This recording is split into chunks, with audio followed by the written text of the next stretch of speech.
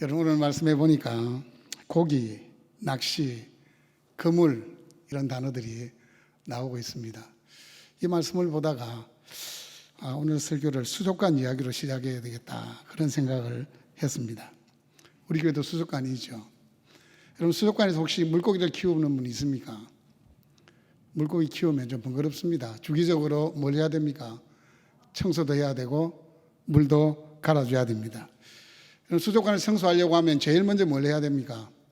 일단 물고기 꺼내야 됩니다. 자, 물고기를 꺼낼 때 물고기가 몇 마리 없으면 손으로 이렇게 뜰 수도 있겠지만 대부분은 뜰채로 뜹니다. 뜰채로 이렇게 금붕으로 하든지 물고기를 뜰채로 떴습니다. 물고기가 어떤 반응을 보입니까? 주인님 감사합니다. 더 좋은 환경에서 저를 이렇게 생활하게 하시려고 오늘도 어항을 청소해 주시는군요. 이렇게 반응하는 물고기 한 마리도 없습니다. 입을 뻐끔뻐끔 하면서 아니면 몸을 펄떡펄떡 하면서 나 죽는다 그렇게 반응을 합니다. 주인의 뜻을 이해할 수 없어서 짧게나마 죽음의 공포를 물고기들이 느낍니다. 우리가 살아가면서 겪게 되는 고통도 이와 같지 않을까 그런 생각을 해봅니다. 우리는 하나님의 계획을 이렇게 입체적으로 보지를 못합니다. 뿐만 아니고 시간과 공간의 제약을 받기 때문에 연약한 인생이기에 그런 고난 만나면 한숨 짓습니다. 잠을 이루지 못해서 전전긍긍하기도 합니다. 하지만 우리가 기억해야 될 것은 그런 고난들이 모여서 그런 조각조각 삶이 모여서 오늘 내가 있게 된 겁니다. 오늘 여러분이 이 기도의 자리에 있게 된 것도 그 모든 조각들이 함께 합쳐진 결과입니다. 여러분 세상 사람들은 자신이 해결할 수 없는 인생의 난제를 만났을 때 어떻게 해결하려 합니까? 우리는 이 범사에 종교성이 많은 백성들이라서 보통은 자기가 섬기는 신들이 다 있습니다. 거기 가서 빌거나 그것도 안 되면 누굴 찾아갑니까? 무당을 찾아갑니다. 자신이 믿는 신에게 기도하거나 무당을 찾아가는 것과 우리가 믿는 하나님께 기도하는 것, 여러분 그 차이가 뭐라고 생각하십니까? 그 차이점은 간단합니다. 하나님 중심인가 자기 중심인가 하는 것입니다. 하박국 1장 말씀을 읽어보시면 분위기가 상당히 부정적이고 반항적인 것 같습니다. 하지만 말씀을 자세하게 쭉 읽어보시면 진짜 하나님 중심입니다. 선지자가 자기의 유익을 위해서 지금 기도하는 것도 아닙니다. 자신의 민족을 가슴에 끌어안고 기도하고 있습니다. 철저하게 하나님 중심입니다. 선지자는 패역한 남유다의 모습을 바라보면서 어느 때까지리까 어찌하여라고 탄식하며 절규했습니다. 이런 탄식과 절규를 우리는 다른 말로 기도라고 말할 수 있습니다. 하나님을 향한 부르짖음입니다. 하지만 하나님의 응답은 선지자가 기대했던 바가 아니었습니다. 하박국은 아마 이렇게 생각할 수 있습니다. 지금 우리 남유다가 이렇게 패역한 모습으로 하나님의 마음을 아프게 하지만 어느 날 갑자기 하나님이 보내신 선지자, 나보다 더 몇 갑절 더 위대한 능력을 가진 선지자가 나타나서 백성들의 마음을 쳐서 하나님께로 돌이킬 것이다.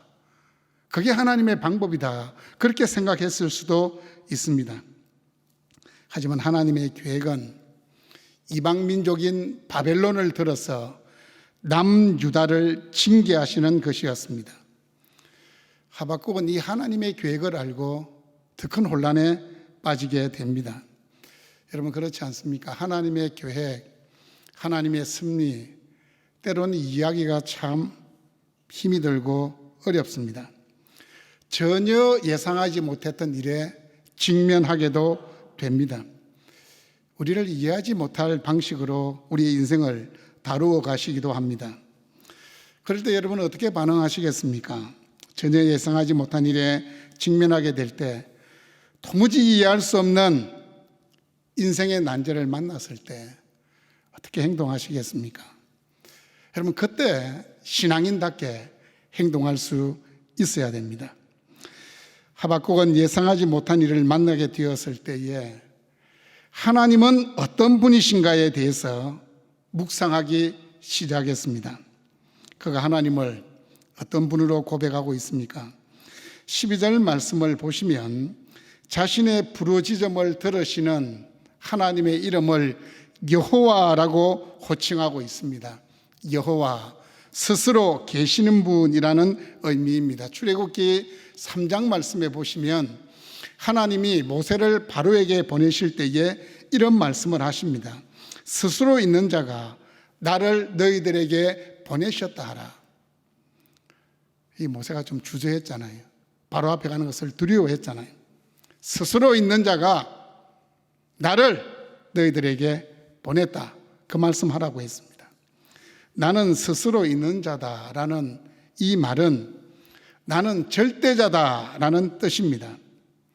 그 누구도 막을 사람 없고 그 어떤 환경도 막을 수 없는 절대자다라는 말씀입니다.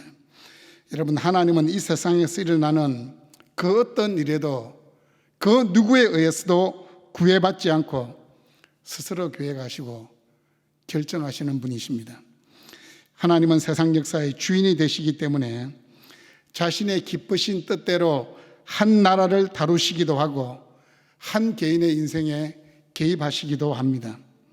한 나라를 세우시기도 하고 한 나라를 폐하시기도 합니다. 한 사람을 높이시기도 하고 낮추시기도 합니다.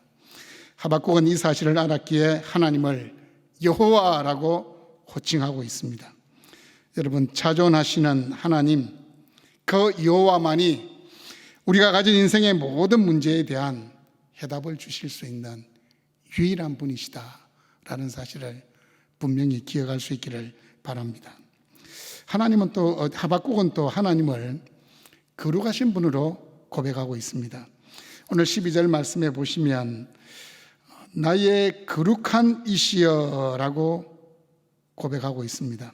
거룩한 이시여, 죄와 부정, 불의로부터 철저히 구별된 하나님을 강조하는 표현입니다. 하나님은 절대적으로 의로우신 분이십니다. 하나님은 빛이시기 때문에 그 안에 조그마한 어두움도 없습니다. 우리 주님께서도 이 땅에 사시는 날 동안 거룩하고 완전한 삶이 어떤 것인지를 보여주셨습니다. 눈에 보이는 하나님이신 우리 주님께서 거룩한 삶이 무엇인지를 보여주셨다는 말씀입니다. 제가 이렇게 말씀드리면 또 그런 의문을 가지는 사람이 있습니다. 그럴 리가요. 예수님도 사람이셨는데 100%는 아니겠지요 라고 말하시는 분들 있을 겁니다. 사복음서를 한번 정독해 보십시오. 그 말씀을 통해서 여러분은 완전한 사람이셨고 완전한 하나님이셨던 우리 주님의 거룩하심에 압도될 것입니다. 요한복음 6장 69절 말씀에 보시면 제자들이 이런 고백을 합니다. 우리가 주는 하나님의 거룩하신 자이신 줄 믿고 알아사옵나이다. 여러분, 이 고백은 가장 가까운 거리에서 우리 예수님을 섬겼던 제자들의 고백입니다. 우리 예수님과 동거동락했던 제자들의 고백이라는 말씀입니다. 하나님은 거룩하신 분이시기에 그분의 계획과 섭리는 의로울 수밖에 없습니다. 우리를 거룩한 자로 구별하신 하나님께서 때로는 특별한 방법으로 우리를 다루실 때가 있습니다. 하지만 기억하십시오. 하나님께서 우리를 불러주신 이유가 거룩하게 하시기 위함입니다. 하나님께서 나를 특별한 방법으로 다루신다고 느껴지실 때 오히려 감사하십시오. 하나님께서 우리를 거룩한 존재, 특별한 존재로 구별하셨다는 증거가 되기 때문입니다. 또 말씀을 보니까 하박국은 하나님을 영원하신 분으로 고백합니다. 주께서는 만세 전부터 계시지 아니하시나이까. 하나님은 영원하신 분이십니다. 하나님은 역사 이전부터 계셨고 역사를 시작해 하신 분이십니다. 하나님은 시공간을 초월하시는 분이십니다. 그분의 다스림은 영원합니다. 여러분, 인생의 무게에 짓눌려 괴로울 때가 있었습니까? 오늘의 괴로움과 고통이 내일 또 어떻게 될지 몰라 염려할 때가 있었습니까? 그 순간마다 우리가 믿고 의지하는 하나님은 이 세상의 역사에 얽매이지 않는 영원한 분이심을 기억하시기 바랍니다. 그 하나님께서 나를 이 땅에 보내셨습니다. 어제를 살아가게 하셨습니다. 오늘도 살아가게 하셨고 내일도 살아가게 하실 것입니다. 우리는 바로 눈앞에 있는 것만 바라보고 살아가는 유한한 존재이지만 우리의 전 인생을 책임지시는 영원하신 하나님은 전 역사를 한눈에 바라보시면서 우리를 가장 선한 길로 인도해 주실 것입니다. 오늘 말씀을 보니까 하박국은 또 하나님을 신실한 분으로 고백합니다.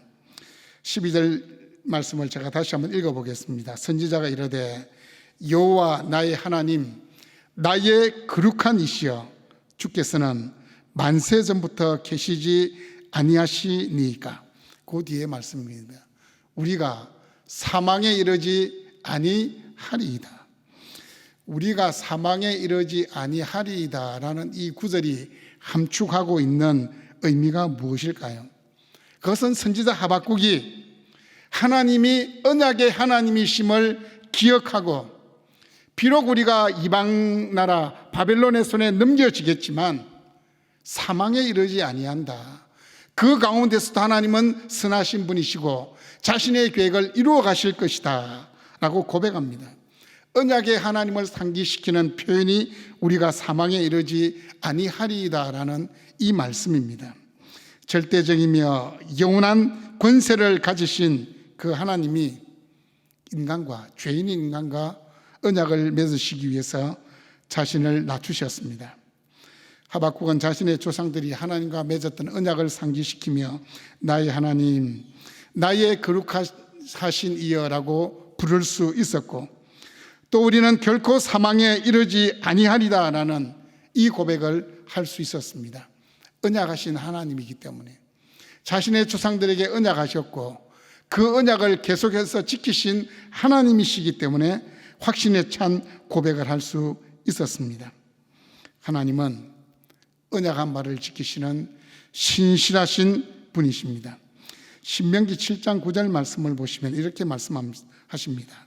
그런즉 너는 알라 오직 내 하나님 여호와는 하나님이시요 신실하신 하나님이시라. 그를 사랑하고 그의 계명을 지키는 자에게는 천대까지 그의 언약을 이행하시며 인애를 베푸시되, 그를 사랑하고 그의 계명을 지키는 자에게는 천대까지 그의 언약을 이행하시고 인애를 베푸신다라고 말씀하십니다. 그 신실하신 하나님을 날마다 기억하며 살아갈 수 있기를 바랍니다. 하박국은 또 하나님을 전능하신 분으로 고백합니다. 12절 이어지는 말씀을 보시면 여호와여 주께서 심판하기 위하여 그들을 두셨나이다. 반석이시여 주께서 경계하기 위하여 그들을 세우셨나이다.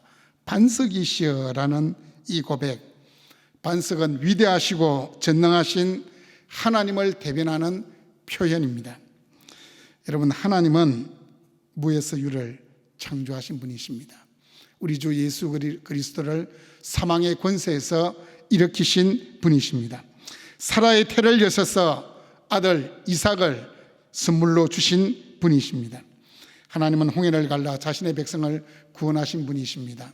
자신의 백성들을 위해서 하늘에서 만나와 메추라기를 내리신 분이십니다. 목마른 자기 백성들을 위하여 바위를 깨치시고 물을 내신 분이십니다. 그 하나님께서 우리의 인생에 개입하셔서 크고 작은 기적을 베풀어 주셨습니다. 여러분의 삶을 한번 돌아보시기를 바랍니다. 여러분의 지나온 인생 가운데서 크고 작게 개입하시고 역사하신 그 하나님의 손길이 느껴지십니까? 동쪽의 작은 나라 대한민국, 그것도 울산에 살고 있는 나를 찾아내어 마침내 예수 믿게 하신 분이십니다. 예수 믿은 이후에는 탄식도 없고 눈물도 없을 줄 알았는데 여전히 탄식하며 눈물 흘리는 우리를 아시고 탄식을 찬양으로 바꾸시고 눈물을 감사로 바꾸어 주시는 분이 우리 주님, 전능하신 하나님이십니다. 지금은 이해가 되지 않지만 하나님이 계획하셨기에, 하나님이 그 계획을 우리를 통해 실행하시기에 반드시 합력하여 선을 이루게 하실 것입니다. 여러분, 그 어떤 순간에도 꼭 기억하십시오. 나를 구원하신 하나님은 전능하신 분이십니다. 하박국은 또 하나님을 나의 하나님으로 고백하고 있습니다. 하나님이 자존하신 분이시다, 거룩하신 분이시다, 영원한 분이시다, 신실하신 분이시다, 전능하신 분이시다. 그것을 아는 것도 중요합니다. 그에 대한 지식을 가지는 것도 중요하지만 더 중요한 것은 그 하나님을 머리가 아니라 이 가슴으로 체험하는 것입니다. 하박국 선지자는 하나님을 나의 하나님으로 고백하고 있습니다. 여러분, 시편 말씀을 펴면은 수많은 신앙의 선배들의 신앙의 고백을 우리는 볼 수 있습니다. 종종 하나님을 이야기할 때에 나의 하나님, 1인칭 소유격, 나의라고 그렇게 표현을 하고 있습니다. 12절을 다시 한번 보십시오. 선지자가 이르되 여호와 나의 하나님이여, 나의 거룩하신 이시여. 특별히 시편 23편을 펴면 다윗은 그런 고백을 합니다. 여호와는 나의 목자시니. 시편 18편을 보니까 나의 힘이 되신 여호와여. 주로 다윗이 나의 하나님 이런 1인칭 소유격을 사용하기를 즐겨했습니다. 왜냐하면 그만큼 하나님을 만나고 경험했던 그 은혜의 삶이 풍성했기 때문에 나의 하나님이라고 고백을 한 겁니다. 하박국도 마찬가지입니다. 지금 하나님께서 이 유다 백성들을 바벨론 손에 넘겨주려 하는 그때에도 자기 인생을 돌아보니까 하나님은 자신의 하나님이십니다. 여전히 자신의 편에 계신 하나님이시기 때문에 나의 하나님, 나의 거룩한 이시여라고 고백하고 있습니다. 하박국 선지자도 다윗도 그 하나님을 삶을 통해서 충만히 경험했기 때문에 나의 하나님이라고 고백했던 것입니다. 여러분, 오늘 말씀을 들으시는 여러분은 어떻습니까? 하박국의 하나님, 다윗의 하나님이 아니라 나의 하나님으로, 그 어떤 순간에도 하나님 하면 나의 하나님으로 고백할 수 있는 은혜가 있기를 바랍니다. 여러분, 하박국 선지자는 하나님이 어떠한 분이신가라는 그 절대적이고 영원한 원칙 안에서 자신이 직면하고 있는 문제를 바라봤습니다. 12절을 보시면 여호와여, 주께서 심판하시기 위하여 그들을 두셨나이다. 반석이시여, 주께서 경계하기 위하여 그들을 세우셨나이다. 여러분, 이 고백은 바벨론 군대가 멋대로 유다를 침략하신 것이 아니고 하나님 자신의 목적을 이루시기 위해서 그들을 지금 이용하고 계시는 것이지요. 나는 하나님의 뜻을 완전히 이해하지는 못하지만 우리가 결코 진멸당하지 않으리라는 것만은 확신합니다. 이런 의미를 담고 있습니다. 우리를 새롭게 하기 위해서, 우리를 세우시기 위해서 하나님 지금 역사하고 계시는 것이죠 라는 그런 의미를 담고 있습니다. 하지만 하박국 선지자의 고민은 여기에서 완전히 해결된 것이 아닙니다. 풀리지 않는 수수께끼와 같은 하나님의 계획과 섭리에 대하여 여전히 물음표를 던지고 있습니다. 이러한 물음은 하나님을 향한 하박국의 탄식이자 기도입니다. 13절을 보시면 악인이 자기보다 의로운 사람을 삼키는데도 잠잠하시나이까. 14절을 보시면 우리를 벌레 같게 하시나이까. 17절을 보시면 여러 나라를 무자비하게 멸망시키는 것이 옳으니까. 여전히 답답하다는 겁니다. 여전히 해결되지 않고 있다는 겁니다. 여러분, 우리가 기도 딱 한 번 하고 나면 인생의 문제가 한 번에 해결되면 얼마나 좋겠습니까? 기도하고 메어 달려서 이제 하나님의 뜻을 요만큼 알겠습니다 라는 그 순간에 더 복잡한 문제가 우리의 삶을 어지럽힙니다. 그때 여러분 어떻게 하시겠습니까? 나의 하나님이 다 알아서 하시겠지. 정말 신앙 좋은 사람이 하는 말처럼 들립니다. 하지만 저도 지금까지 신앙생활하면서 겪어보니까 신앙이라는 것은 그렇게 성숙이 안 되더라고요. 깊은 고민과 고뇌를 통해서 신앙이 성숙이 되더라고요. 믿음이 성장이 되더라고요. 바로 그 문제를 가지고 기도의 골방으로 들어가서 하나님께 질문하는 것을 원하신다는 겁니다. 14절을 보십시오. 주께서 어찌하여 사람을 바다의 고기 같게 하시며 다스리는 자 없는 벌레 같게 하시나이까? 왜 하나님을 믿는 백성이 이방 민족의 놀잇감이 되어야 됩니까? 먹이가 되어야 됩니까? 라고 하나님께 항변합니다. 자신의 신앙의 입장에서는 도저히 이해할 수 없는 상황이었습니다. 선하신 하나님이 어찌 이런 일을 행하실 수 있습니까? 라고 자신의 감정을 하나님께 드러내고 울부짖고 있습니다. 우리가 하나님을 향한 믿음을 올바르게 세워가려고 하면 할수록 우리에게는 이런 이해할 수 없고 예상할 수 없는 상황에 대한 의문들이 생겨납니다. 하박국 선지자도 마찬가지였습니다. 유다 백성들은 모든 것을 잃어버리고 처절한 삶을 살아가야 되는데 바벨론이라는 나라는 어떻게 계속해서 승승장구할 수 있습니까? 도무지 이해가 되지 않습니다. 그가 그물을 들고는 계속해서 여러 나라를 무자비하게 멸망시키는 것이 옳으니까. 여러분, 악한 세대 가운데서 믿음으로 살려고 몸부림치는 사람들, 어쩌면 하박국 눈에 비친 그런 세상의 모습들이 눈에 들어옵니다. 그리고는 절규합니다. 하나님, 우리 울산 땅이 왜 이렇습니까? 이 세대가 왜 이렇게 악합니까? 믿음으로 살려고 하는데 왜 이렇게 하나님 되는 것이 하나도 없습니까? 어쩌면 우리 안에 이런 신앙의 절규가 없다 그러면 세상과 구별되지 않는 그렇고 그런 삶을 우리가 살아가고 있기 때문일 수도 있습니다. 세상과 비슷하거나 신앙 양심이 무뎌져 있으면 이런 절규가 나오지 않습니다. 세상을 봐도 좋은 것만 보이고 가지고 싶은 것만 보입니다. 하지만 이 하박국 선지자의 마음을 가지게 되면 이 세상은 온통 죄로 간영했다는 것을 알게 되고 내가 이 울산 땅을 위하여 이 나라와 이 민족을 위하여 기도해야 되겠구나, 이 마음이 더 간절해지게 되어 있습니다. 여러분, 예상하지 못한 일을 만날 때 그 상황을 어떻게 대처할까요? 여러분, 내가 가진 상식, 내가 이해할 수 있는 범위 내에서 도저히 용납할 수 없는 상황들을 만났습니까? 그때 어떻게 하십니까? 대개는 사람을 찾아가서 아니면 신앙의 선배를 찾아가거나 기간의 친구를 찾아가거나 내 신세를 한탄합니다. 불평의 말을 쏟아놓습니다. 속이 좀 후련해지는 것 같습니다.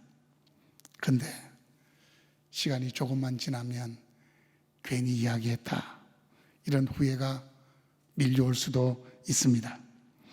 하박국이 계속해서 하나님과 대화하고 기도한 것처럼 하나님께 자신을 맡기는 게, 하나님께 마음을 토로하는 게 가장 지혜로운 겁니다. 하나님 어떤 말씀을 하시든지 기다리겠습니다. 나 자신을 다 내려놓고 모든 문제를 하나님을 아는 지식 안에서 깨닫도록 노력하겠습니다라는 이 신앙 고백이 있어야 됩니다. 이것이 믿음입니다. 여러분, 하박국 선지자처럼 사람에게는 침묵하고 하나님께 입을 열 수 있기를 바랍니다. 도무지 이해할 수 없는 상황이라고 여겨지십니까? 성급하게 결론을 내리기보다는 하나님께서 말씀하시고 하나님께서 깨닫게 하시도록 여러분 인생의 여백을 남겨두십시오. 여러분의 신앙의 여백을 남겨두시기를 바랍니다. 하나님, 저는 모릅니다. 제가 어떻게 일을 감당해야 됩니까? 라고 아뢰면서 그분의 음성을 기다리는 일이 필요하다는 말씀입니다. 시편 73편을 보시면 이 시편 73편의 저자는 이해할 수 없는 일들이 일어나고 일어나는 그 현장 속에서 이렇게 고백합니다. 내가 내 마음을 깨끗하게 하며 내 손을 씻어 무죄하다 한 것이 실로 헛되도다. 나는 종일 재난을 당하며 아침마다 징벌을 받았도다. 여러분, 느끼시는 이미지가 어떤 이미지입니까? 이 저자가 경솔하게 자신의 불평을 막 늘어놓는 것처럼 느껴지잖아요. 하지만 이 시편 73편의 저자는 자신의 영적인 안목이 부족했음을 인정하고 마지막 절에서 이렇게 고백하고 있습니다. 하나님께 가까이함이 내게 복이라. 내가 주 여호와를 나의 피난처로 삼아 주의 모든 행적을 전파하리이다. 하나님께 가까이함이 내게 복이라고 고백을 하고 있습니다.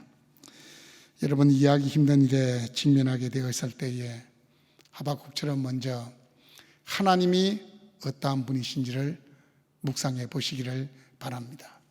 지금까지 내 인생에 개입하시고 내 인생을 선하게 다루어 가셨던 그 하나님이 과연 내 인생에서 어떤 분이셨는지를 다시 한번 돌아볼 수 있기를 바랍니다. 그럼에도 불구하고 여전히 이해가 되지 않고 풀리지 않는 인생의 문제들이 남아있다면 가슴으로 끌어안고 기도의 자리로 나아가 보십시오. 정말 잠깐 뒤면 우리의 관점에서는 길지 모르겠지만 하나님의 관점에서는 잠깐 뒤면 역사의 주인 되시는 그 하나님께서 여러분의 인생에 개입하실 겁니다. 여러분으로 하여금 선하신 하나님, 전능하신 그 하나님을 경험하도록 하실 것입니다. 올가을 다시 한번 이 기도의 자리에서 그 하나님을 만나고 체험하는 은혜가 있기를 주님의 이름으로 축원합니다.